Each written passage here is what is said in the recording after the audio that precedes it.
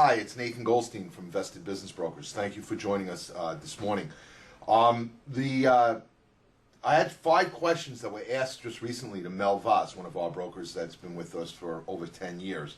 And one of the questions a buyer might ask, and there's 5 questions that buyers ask and 5 questions that buyers fail to ask. And one of the questions is, how much money will I put in my pocket if I buy this business?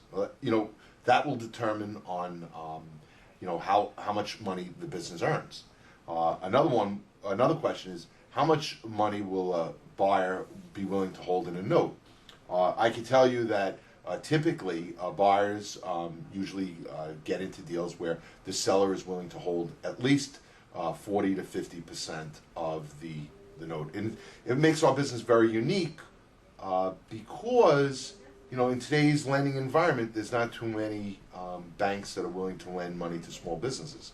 When that happens, it becomes what I call a buyer's market, because the buyers who have a cash down payment, a reasonable cash down payment, 40, 50% down, have the ability to buy some great earning businesses and letting the seller hold the note and act as the bank in the transaction.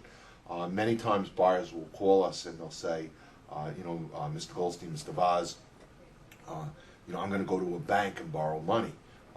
Not every business is financeable. It depends on how much profit shows up on their tax return and how profitable the business is and how good your credit is. So there's 2 key factors. One is your FICO score, and 2 is if the bank is willing to lend money for that business. They might think it's too risky, or they just don't want to lend to small businesses.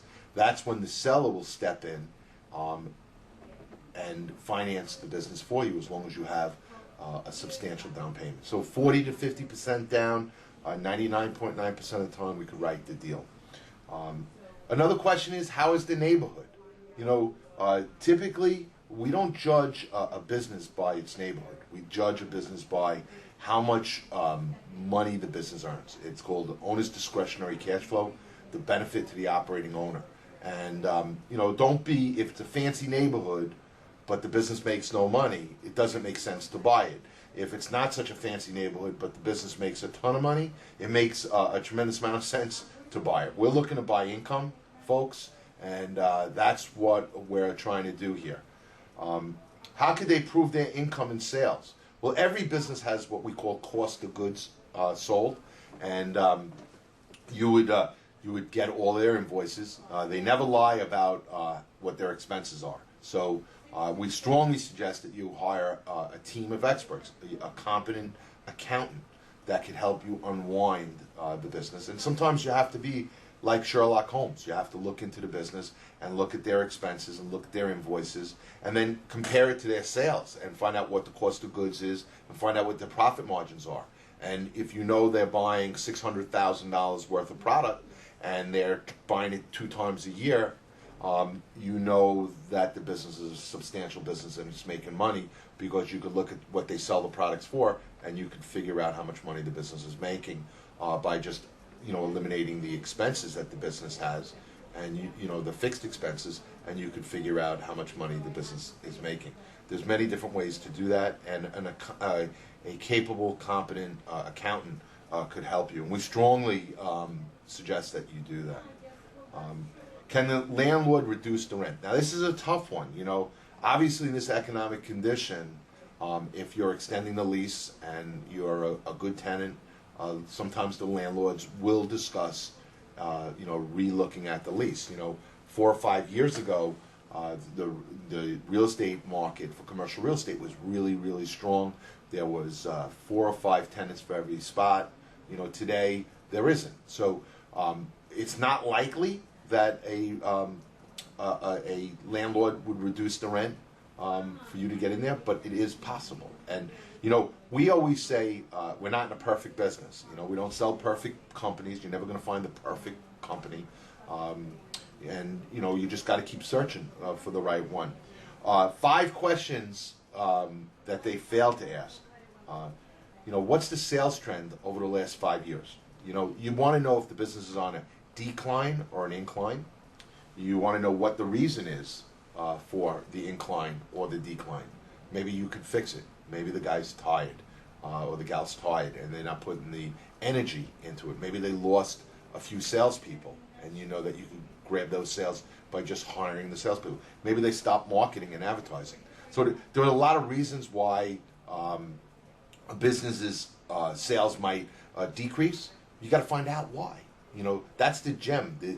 The devil's in the details, but you have to find out why that happened. Margins, are they increasing or are they decreasing? Is the industry changing? This is all due diligence questions that you and your expert, your accountant, your lawyer, will work with you to get the deal done. They're competent and they know how to ask these questions. Buyers fail to ask themselves a commitment question. Can I picture myself running this business? Can I picture myself being in this business? I think that's the first thing that you must ask yourself before you even ask any other questions. Do you love the business? Can you picture yourself doing it? You know, many times we sell a business, and you know, we're in the business of buying and selling companies, and I love getting the businesses back, but you know, I gotta tell you, it's a very small percentage of businesses that ever come back onto the market after we sell them. The typical person who buys a business usually stays in that business 7 to 12 years before he retires. So, you know, it's a long time. I'm starting to see him now, you know, guys that we sold, you know, 5, 8, 9, 10 years ago are coming back to us and saying, you know, I built the business up, I bought it for 150 or 200,000, it's now worth 400. Could you get me out? And we look forward to servicing all those clients. And somebody's going to buy a better, stronger, more established business. So that's why you're buying an established company, because you're buying established cash flow. So if the guy has done a good job, he deserves to get a bigger multiple on the business. You know, very few businesses could be run absentee. So you gotta, is there a competent staff there? You know, do you trust the staff? You know, this is your money, and you have to be responsible to your family to know that if you're going to entrust somebody else to run that business, that they're competent enough, they're not going to lose your money. You know, it's not a perfect world again. You know, you can lose money in business, but you could also make a tremendous amount of money in business. Another question, what happens if I buy a business and the sales are not what the seller claims? Okay, well, you know, this is part of the due diligence. You want to get all the due diligence out of the way. There are things that your lawyer might put into a contract, like offset provisions. If the sales aren't what he says, and he's holding the note, maybe there's an offset provision in the note that if sales are off by 20%, then the note goes down 20%, and that might protect you. You know, you should always do thorough due diligence. Always hire the experts. You know, it's, you know, sales go up and sales go down. So, you know, to find a seller who's willing to have an offset provision might be a little tough, because they know what the business is today. They know their abilities. They don't really know yours. You know, the toss of the coin to that is you have tremendous expertise, and you take the business that's making 200,000, and now after year one it's making 400,000. Are you going to pay this seller a bonus? Probably not. So, you know, there's pluses and minuses to doing a business transaction. Another question, I know it's a good deal, but can I see myself doing this for the next 10 years?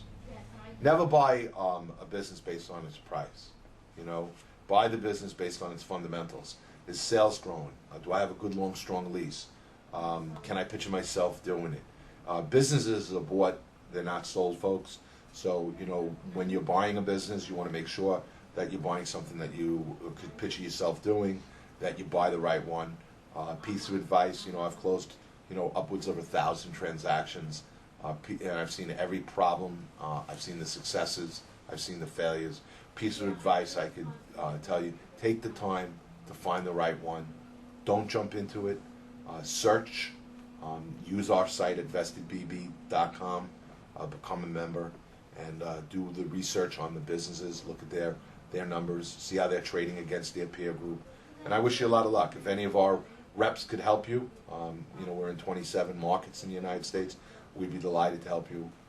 If you need to talk to me personally, I could be reached at our corporate office. And I look forward to working with you in the future. Thanks again for joining us this morning.